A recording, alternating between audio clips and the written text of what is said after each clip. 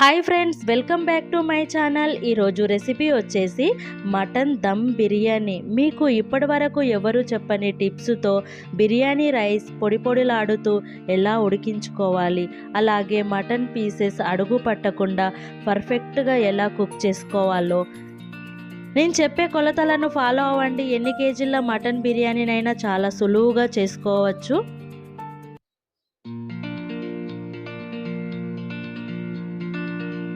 ముందుగా మటన్ బిర్యానీ కోసం ఇలాంటి మందమైన వెడల్పైన గిన్నెను తీసుకుని 1 కేజీ మటన్ వేసుకోవాలి.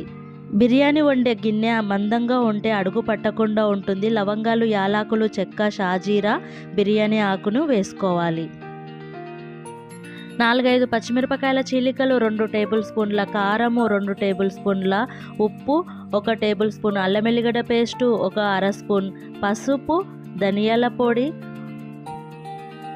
ఆనియన్స్ను ఫ్రై చేసుకోగా మిగిలిన ఆయిల్, ఫ్రై చేసుకున్న ఆనియన్స్, 1 కట్ట పుదీనా, 1 కట్ట కొత్తిమీర, నిమ్మకాయ రసము, 1 కప్పు నెయ్యి వేసుకుని ఈ మసాలా మొత్తము ఈ మటన్ పీసెస్కి మంచిగా కలిసేలా కలుపుకోవాలి. నా ఛానల్ చూసే వాళ్ళలో లేడీసే ఎక్కువ మంది అండి. మీ అందరి కోసం ఒక మాట, ఎవరో ఏదో అన్నారని మనం బాధపడుతూ అస్సలు కూర్చోవద్దండి. మన పనేదో మనం చేసుకుంటూ ఓపిక పట్టి చూడు, కష్టం కూడా ఏదో ఒక రోజు కనికరిస్తుందండి. మీకు ఇష్టమైనవన్నీ మీ దగ్గరకు చేరుస్తుంది. ఇది నేను చెప్పిన మాట కాదు, భగవద్గీతలో శ్రీకృష్ణుడు చెప్పిన మాట. 1 కేజీ మటన్కి 400 గ్రాముల పెరుగు వేసుకుని ఈ పెరుగు మటన్కి మంచిగా పట్టేలా ఇలా కలుపుకోవాలి. ఈ మసాలా ఈ మటన్ పీసెస్కి ఎంత మంచిగా పట్టిస్తే మటన్ బిర్యానీ అంత మంచిగా ఉంటుంది. కనీసం ఒక నైట్ అంతా మనము ఇలా మసాలా పట్టించి మనం ఫ్రిడ్జ్లో పెట్టుకుని నెక్స్ట్ డే కుక్ చేసినా కూడా మటన్ బిర్యానీ చాలా బాగుంటుందండి. టైం లేని వాళ్ళు ఒక 2 అవర్స్ ఇలా మసాలా పట్టించి పక్కన పెట్టుకోవాలి.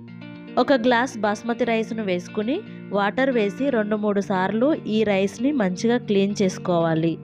ఇలా క్లీన్ చేసుకున్న తర్వాత 1 గ్లాస్ వాటర్ వేసి 2 అవర్స్ నానబెట్టుకోవాలి. బిర్యానీ రైస్ని ఉడికించుకోవడానికి వాటర్ పెట్టుకోవాలి. లవంగాలు, యాలకులు, చెక్క, షాజీరా, 1 టేబుల్ స్పూన్ అల్లం వెల్లిగడ్డ పేస్టు, రుచికి సరిపడా సాల్ట్, కొంచెం కొత్తిమీర, కొంచెం పుదీనా వేసుకోవాలి. అరచెక్క నిమ్మరసం, అలాగే 1 టేబుల్ స్పూన్ ఆయిల్ వేసుకోవాలి. ఈ వాటర్ మంచిగా మరిగిన తర్వాత మనం ముందుగా నానబెట్టిన బాస్మతి రైస్ను కూడా వేసుకోవాలి. మంటని హై ఫ్లేమ్లో పెట్టి 70% ఉడికించిన రైస్ని ఈ మటన్పై ఫస్ట్ లేయర్లా వేసుకోవాలి. 80% ఉడికిన రైస్ని ఒక లేయర్ లాగా, 90% ఉడికిన రైస్ని మరొక లేయర్లా వేసుకున్న తర్వాత ఫ్రై చేసి పెట్టుకున్న ఆనియన్స్ను కూడా వేసుకోవాలి. అలాగే కొంచెం కొత్తిమీర, కొంచెం పుదీనా, మనం కుంకుమ పువ్వుని నానబెట్టిన వాటర్, 1 కప్పు నెయ్యి వేసుకుని మూత పెట్టి మంటని హై ఫ్లేమ్లో 10 నిమిషాల పాటు, లో ఫ్లేమ్ మీద 20 నిమిషాల పాటు ఈ బిర్యానీని ఉడికించుకోవాలి.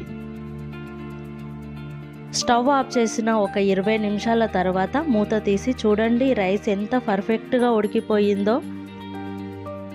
ఈ గుమగుమలాడే ఈ మటన్ బిర్యానీని మనం ఒక ప్లేట్లోకి తీసుకుందాం.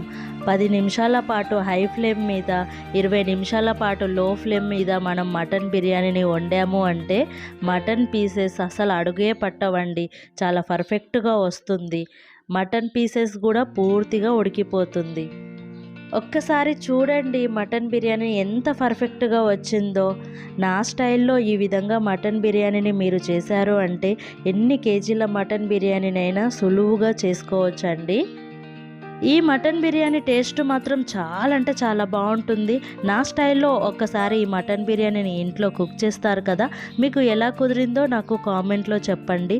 నా వీడియోస్ మీకు నచ్చినట్టయితే లైక్ చేయండి, షేర్ చేయండి.